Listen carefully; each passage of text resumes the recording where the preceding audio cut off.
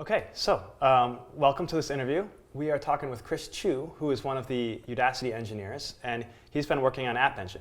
And we're going to talk a little bit today about how Udacity uses App Engine in production and some of the things that are different from writing toy apps. You know, we've been writing these simple things, and Udacity actually has thousands of users, and so it's a much different problem that they're solving. So we spoke before about how when you came to Udacity, you were skeptical about App Engine, and you expected to try to have to convert people. And how has your experience been so far? Yeah, actually, it's been interesting. I think a lot of people, especially the more engineering experience you have, the more skeptical you tend to be about something that makes claims as big as App Engine's claims. And everything always has trade-offs, and App Engine has trade-offs, but I really did come to Udacity thinking that I would be able to talk everybody out of moving to something different where we'd have a little bit more control.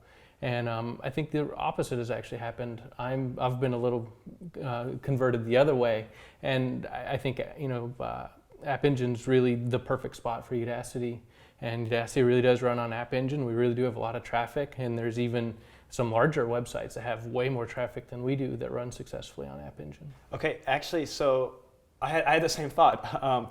We decided to use App Engine because I thought it would be easy to get up and online for students, so they wouldn't have to do sysadmin things. But I've always done my own thing as well, not used App Engine, so I was highly skeptical, and I've had a similar change of heart. So, what are some of the things that App Engine does that make it so nice to work in that you would otherwise have to do on your own? The big one, it always boils down to they provide a lot of infrastructure. Caching, highly replicated data stores. They force you to address what consistency means in your application. Does a name have to be updated everywhere immediately, or can things be a little bit slower to update? Things like that. That building a simple app, you don't have to think, and then all of a sudden you get really big, and then you have to scramble to try and redefine how those sorts of things are going to work in your system.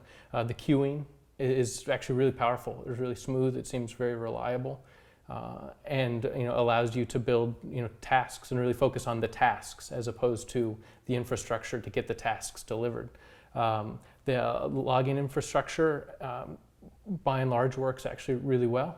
Works really well considering the scale of logging statements you can put through it. You mentioned the queuing, which is funny because we actually just spent a lot of time in the previous interview with Neil from Reddit talking about all of the infrastructure Reddit has built around the queues and the pre-computing cache and that sort of stuff was actually really tough for us to build.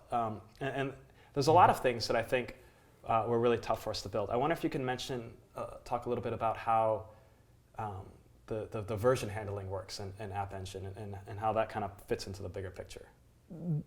Versions are actually really interesting in App Engine. They're different than what I expected, and so they actually allow you to upload a totally different code base, really, but going against the same data store and the same services.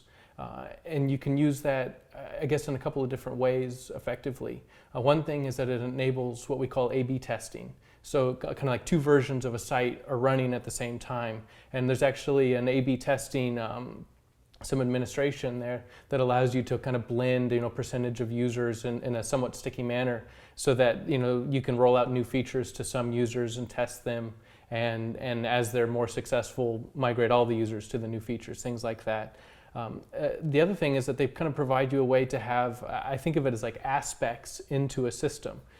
You can actually, you could have a version of an app that is for mainly administrative tasks, or for purely testing, or for monitoring, and then what your normal users would see in the site, and they're all running simultaneously and against the same data store and services.